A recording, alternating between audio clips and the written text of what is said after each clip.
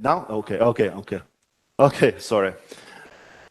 So which has generated a series of theorems that are known as fourth moment theorems. So what is a fourth moment theorem?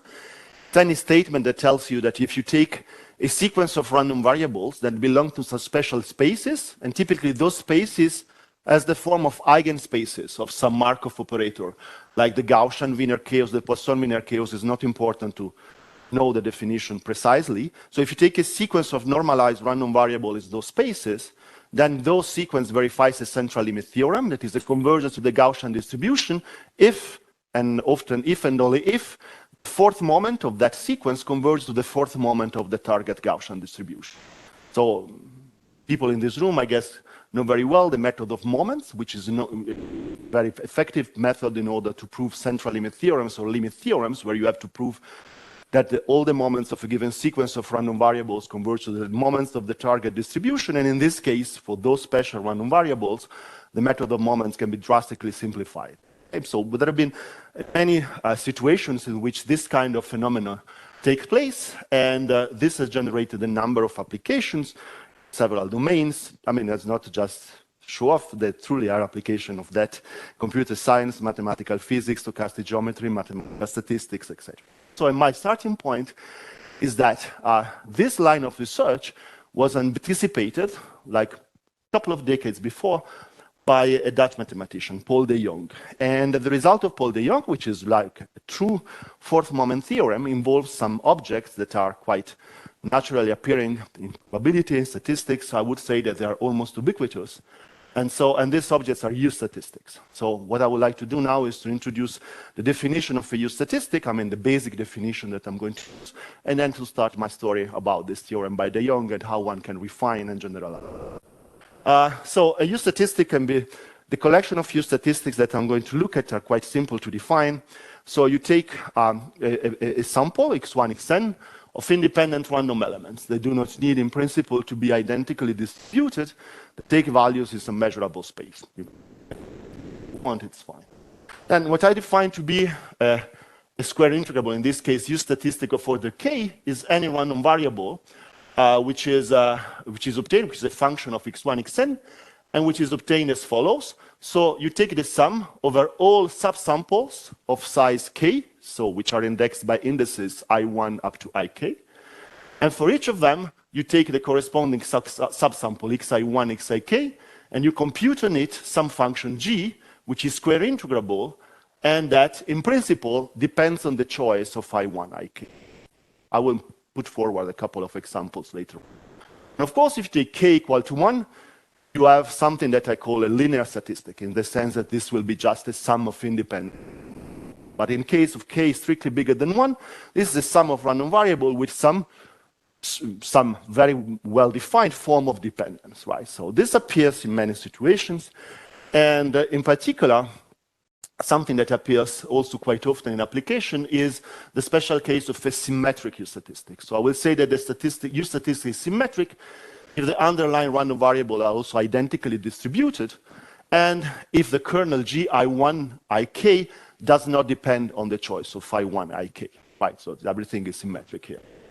And one final notion that we're going to play a role is the notion of a degenerate U statistic. So this is a concept that comes from the 40s. It was introduced by Höfting in a paper from 49.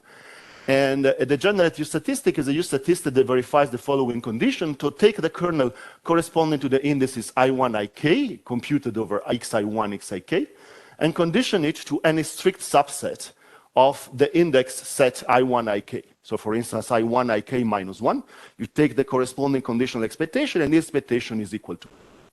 So a famous result that now is named Höfting decomposition of ANOVA decomposition, analysis of variance, tells you that if you take any random variable, which is, let's say, integrable, and a function of the sample x1, xn, then that random variable can be uniquely represented as a sum of degenerate U statistics of increasing. Degenerate U statistics, in some sense, represent the basic building blocks of generic random variables that depends on a sample of independent. Okay, so now the story starts. So one is interested typically in understanding what happens if you take a U statistic and if you let the sample size go to infinity. I mean, it is right? And so in particular, one would like to understand what is the nature of the fluctuations, of typical fluctuation of the sequence of U statistics. So the first answer to that question comes from a paper from 49, a very foundational paper by Höfting, that seems to settle the question in a certain sense. The result by Höfting tells you the following. Now consider it, consider a sequence of symmetric U statistics, U and G, that are obtained by fixing a kernel G and letting the sample go to infinity. And assume that the sequence of U statistic is non-degenerate. What I mean by non-degenerate is that once I decompose the U statistic into a sum of degenerate U statistic, then the linear component, the one that corresponds to k equal to 1 in my previous slide, is non-zero. So a U sequence U statistic with a non-trivial linear component, and so this U statistic is taken to P of order P. So it's non-degenerate, in principle is non-degenerate, but it has a also non-trivial linear component. Then the result by Höfting tells you that if you let n go to infinity and you normalize it properly, so it is not exactly the normalization, I think, a central limit theorem because for combinatorial reasons, but if you normalize it properly, then this sequence verifies a central limit theorem, independently on the choice of G. So it's actually a generalization of the usual central limit theorem, and the limit is Gaussian, independent of the exact distribution of the sample, independent of the choice of G, as soon as the non-degeneracy condition is verified, so it's a universal fluctuation result. And not only this result takes place at a random variable level, but also it takes place of a functional level. This came a couple of decades later, is a result by Sen and Miller that tells you that now, if you have this sequence of U statistic and you associate to them a sequential U process, so you build like you do in the Donsker limit theorem, for instance, you associate a random function to your sequence of observations, and you normalize again properly, what you have that this guy converges, once it is properly normalized, to a multiple of a Brownian motion. And the multiple is given by this power t to the power p minus 1, then once again comes from combinatorial reasons. The p in the normalization and the p in the limit here are just generated by the same mechanism, combinatorial mechanism. Of course, you take p equal to 1, then you have just a sequence of independent random variables identically distributed, then this guy becomes a Brownian motion and you have back the Donsker. So this is just a generalization of the central limit.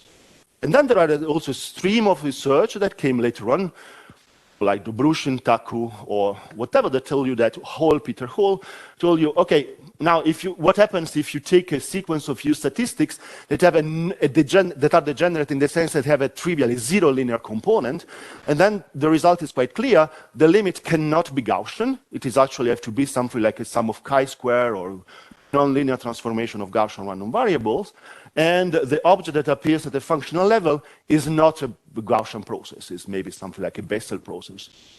So, and this kind of results seem to settle almost completely the problem I formulated, except for one thing, is that in many situations where U statistics appear, one is not allowed to consider that the kernel G is independent of the choice of a sample size. So very often, U statistics that arise in application are such that the kernel G depends on the sample size. And the dependence on the sample size can be wildly different. It can appear inside the argument of some fixed kernel as a rescaling factor. It can appear analytically within the definition of a parameter that defines a geometric model as a power somewhere. So it is a very general definition of dependence on n. And in this case, whenever you have this vague idea of something that depends on some parameter, the limit theory is a bit complicated to formulate and to put forward. But then Peter de Jong gave a definitive answer to that, to a result that I find still quite remarkable. So this is a paper from the 90s. And de Jong considered the following situation. So it's close to the situation of the Höfting result. It tells you, and it goes as follows. So, I don't know.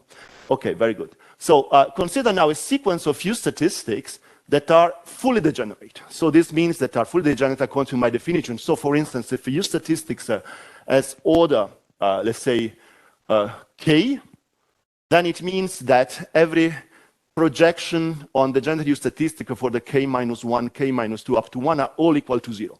It's a purely nonlinear object. For instance, the general U statistic for the 3 is a pure, let's say, cubic object without a quadratic component and without a linear component. So this is something which is really, truly degenerate in that special and very strong sense, and allow, however, the kernel that defines the U statistic to depend on the sample size. So if it didn't depend on the sample size, the result was just evoking by Peter Hall, for instance, would tell you that this guy is to converge to something which is really not Gaussian, with tails that are not Gaussian. But however, so assume that this is possible, and then the result by de Jong tells you that this sequence of U statistic verify a central limit theorem once they are verified, provided the fourth moment converges to 3, which is the fourth moment of a Gaussian, standard Gaussian distribution once the normalization is allowed. Okay, so this is a remarkable result for several reasons. So one reason is that this is an example of a central limit theorem, that is a result about a convergence to a Gaussian distribution that cannot be reduced by projection argument to the usual central limit. So this means that, in some sense, this result tells you that for degenerate U statistics, Gaussian fluctuation can arise through some high-order interaction between the components of U statistics, and this high-order interaction cannot be reduced to a linear component. But however, combinatorially, this higher order interaction can be captured by the convergence of the fourth cumulant to 0, or the fourth moment to 3, right? So, this is quite an astonishing statement, and the proof of this result was obtained in the 90s by using the martingale central limit theorem. Allen Hyde, a very classical martingale limit theorem, and this is a qualitative result. It's a qualitative. Just a couple of words about where this kind of U statistics do appear for me, but also in a context that has some statistical content. So, for instance, a typical way of where U statistics appear naturally are in the context of random geometric graphs. So one of those graphs is what we call the Gilbert graph. Is an object that was introduced in the 50s, and it tells you the following. So take a collection of random points that live on some metric space. Here my metric space is just the square.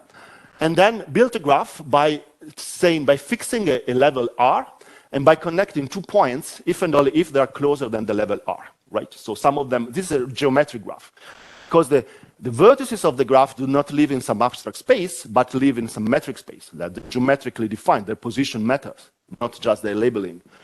And then you connect, and then you can ask several questions about this graph. For instance, the number of edges, or the length of the graph, or the number of triangles, the number of squares, and you let n go to infinity. And so all these counting statistics, or the counting numbers, are actually U statistics. So for instance, the number of edges is this. So is the sum over all pairs indicator of the fact that the distance is less than r. The distance of the graph is this guy here for alpha equal to 1, and etc. And so while working on that, we discovered that actually this kind of graphs are used in change point analysis. So there is a stream of research starting maybe 5-7 years ago that uses this kind of objects based not exactly on the Gilbert graph. The problem of the Gilbert graph is this is not intrinsic. That is, you have to fix the level R. What people use in the exactly U statistics of the type or some intrinsic graph, it only uses the reciprocal position of the points, like the minimal spanning tree, the nearest neighbor graph. But that's just a detail for me. But these are random graphs. Okay.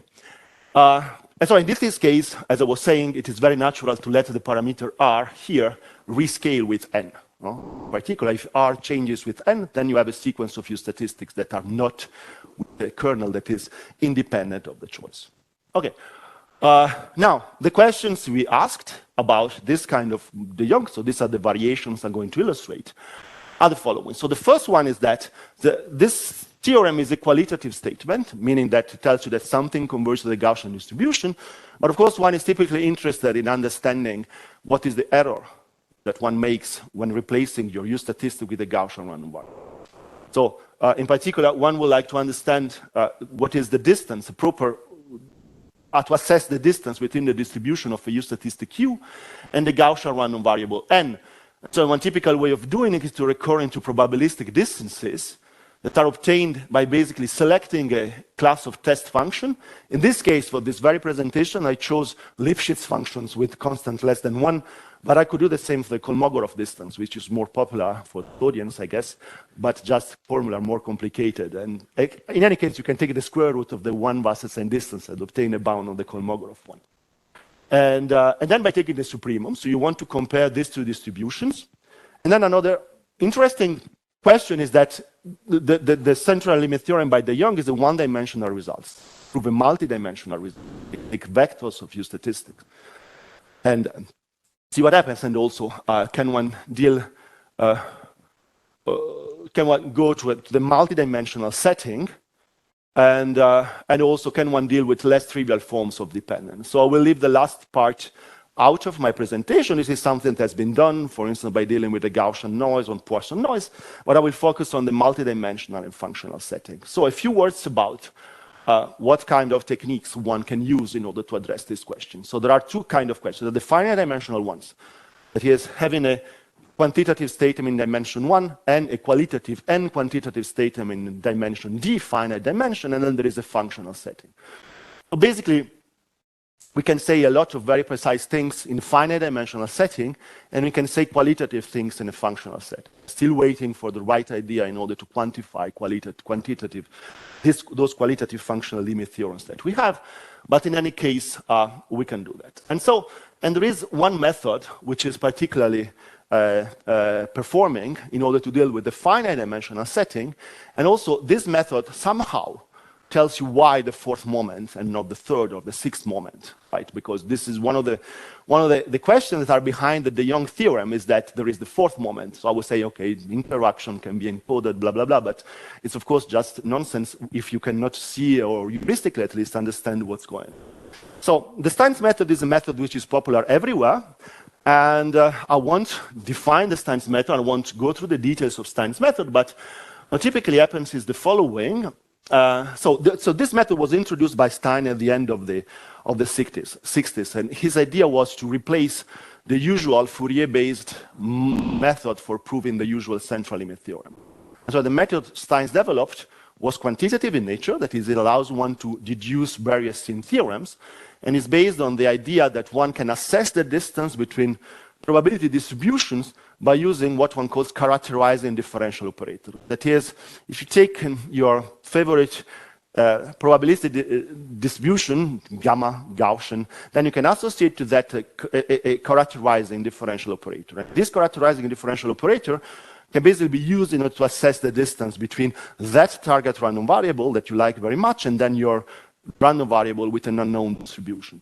And so a typical bound in the Stein's bound for the Gaussian distribution tells you therefore that my chofs of the distance, this was the supremum over Lipschitz one functions, can be bounded by the supremum over functions that are of class f prime, and such that f prime is a Lipschitz function with constant less than 2 of the expectation of f prime minus u fu. Okay, so this is a differential operator. F prime minus f prime of x minus x of x is a differential operator that characterizes the Gaussian distribution, because the characteristic function of the Gaussian distribution verifies that the differential equation given by this operator equal to 0, right?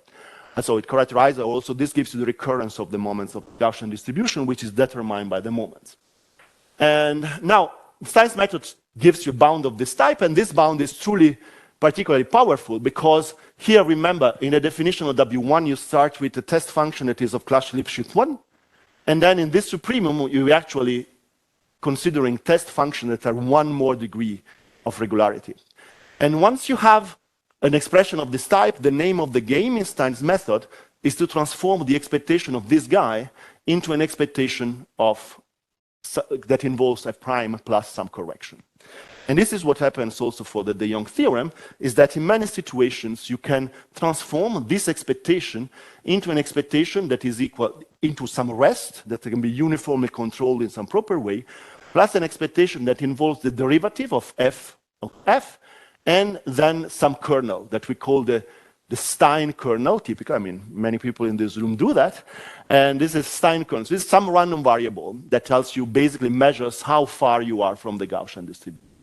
And once you plug this identity into this bound and you use the bounds on the derivatives, then what you obtain is just that the expectation, I mean, this distance, W1, can be reduced to the computation, to the assessment of the rest, and then the expectation of 1 minus tau of u. Now, if you do things properly, then you would typically see that the expectation of tau of u is equal to 1, or in any case, it converges to 1. So this actually corresponds to the first centered moment of tau of u. And one typical way of dealing with that is to take, to bound this by the square root of the variance. And this is where the relevance of the fourth moment comes up.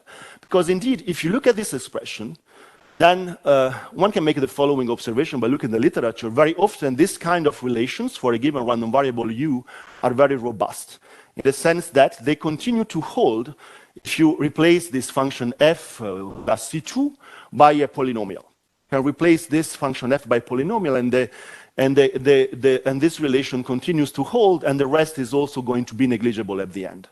Now, if this holds for a polynomial, then you can replace f with the monomial x to the power 3. And on the left-hand side, you will obtain the fourth moment. And on the right-hand side, you will obtain what? You will obtain the a polynomial of order 2 multiplied by t of u.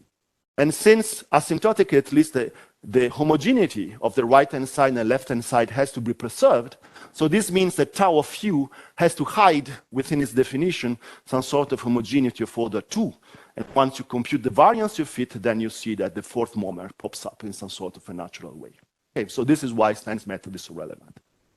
So, but of course, I mean, I didn't go through the details of that, but just let me tell you the results. So the results are the following. So we have quantitative results that tell you that that they bound. So you have a bound W1. So there is something that I didn't stress completely in the statement of the Jong theorem, is that the fourth moment has to be always go together with some sort of a Lindbergh type condition that tells you that the contribution that comes from every component of a U statistic has to converge to 0 in some sort uniformly. And this Lindbergh type condition is contained in this notion of influence. So this is the maximal influence of the U statistic U, and this is obtained as follows. So you fix an index I, and then you take the sum of the variances of the component of the U statistic that contain the index I, and then you take the maximum of it. And so on, this is the bound.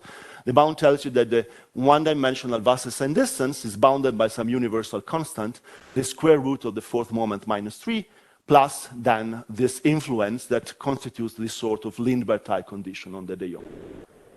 Now, what happens with Stein's method is that it also works with some difficulty in higher dimension.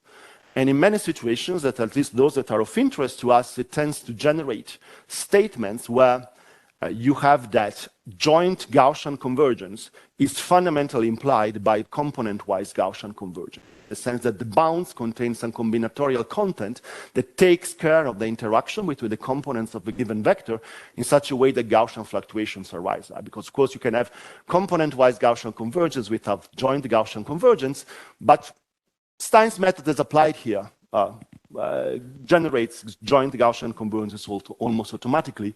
And this is done in this second result that tells you that if you now take a sequence of degenerate U statistic and you measure the distance between that U statistic and the Gaussian vector with the same covariance, that this is bounded by the fourth cumulants, so the difference within the fourth moments of the components minus 3, the single influences as before, and then some interaction factor, which is typically of the form of the fourth moment, that in many situations it appears automatically, and in any case is quite easy to.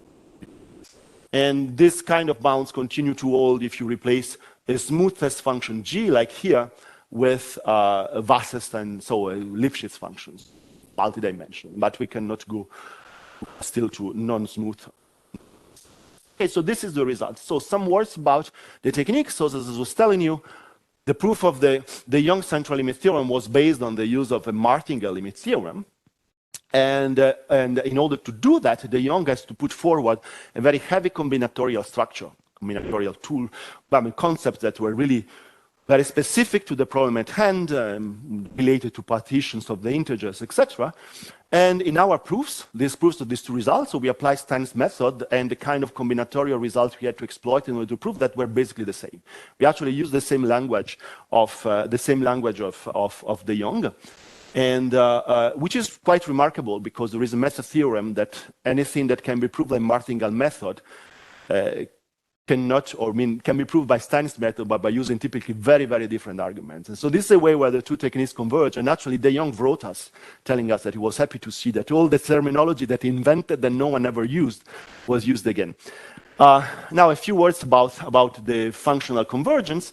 So we attack the problem of functional convergence, I was telling you, by considering sequences of U statistics that are symmetric. The kernel that depends on the sample size.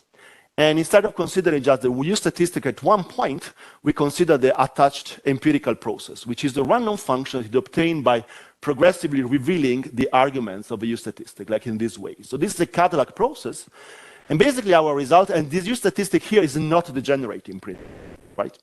And basically our result tells you that if you have a U statistic of this type, you can prove that its fourth moment, just at the point 1, converges to 3, and this is done at some speed, that is faster, like with an algebraic speed, then automatically this sequential U process converges to a linear combination of weighted Brownian motions, independent weighted Brownian motion like this. Now, if you consider the case of Gn not depending on n, you recover the Miller theorem. You can take here the degenerate U statistic, and then you can obtain many variations of the Sen-Miller theorem that involves multiples of Brownian motion that are time changed. So P, so the order of the statistic is P, and K is the order of the projections into the curved entitled composition. And yes, and so some examples of that can be obtained by looking at the Gilbert graph. So application of this type obtained by looking at the Gilbert graph. So I construct the Gilbert graph as before, and I let the Rn, which is the radius, go to 0 with the sample size. And I do that in a regime that makes the expectation diverge to infinity. And I'm looking at the number of edges in this graph, but it only involves pairs of points that are less than the integer part of nt. And I let t travel from 0 to 1 in such a way that I obtain a Cadillac function on 0, 1. Okay? So this is a Cadillac function on 0, 1. And what typically happens in this situation is that if you just look at the total number of edges, Gaussian fluctuations in the plane are implied by many different regimes. So for instance, one typical regime is the sparse regime, where points are added, but Rn is decreasing very, very fast in such a way that many edges are deleted. And another regime is the thermodynamic regime, where basically the number of points that are added to the graph are compensate the fact that Rn diverges to 0. So this at the one-dimensional level gives exactly the same central limit theorem with a different normalization, but at the functional level things change. And so in particular, considering the sparse regime, and if you consider the recentered empirical process, we have that the variance has a certain behavior, and the functional convergence, provided the speed is sufficiently fast, is to a time change Brownian motion. B time change Brownian motion t square. And if you do that in the thermodynamic regime, then you obtain a different regime for the variance, and the functional convergence is to a linear combination of b1 to the power t squared plus another independent Gaussian process, Gaussian component. And just to finish the thing is that, as I was telling you, one can also consider a little more complex objects that are change point empirical processes that just count the number of edges for a fixed t that are labeled at the right or at the left of the middle point. So this is a typical thing that one does in change point detection. And in this case, if you do not let the radius depend on n, you have a convergence which is typical to a process that with explicit covariance, but very difficult to apprehend. But if you let this converge to 0, for instance, in the sparse regime, then you can obtain a functional central limit theorem to the Brownian bridge. And so, for instance, statistics that are useful for that, like the argmax or the max, are explicitly known, the distribution explicitly known for the Brownian bridge. And I will finish here. Thank you very much.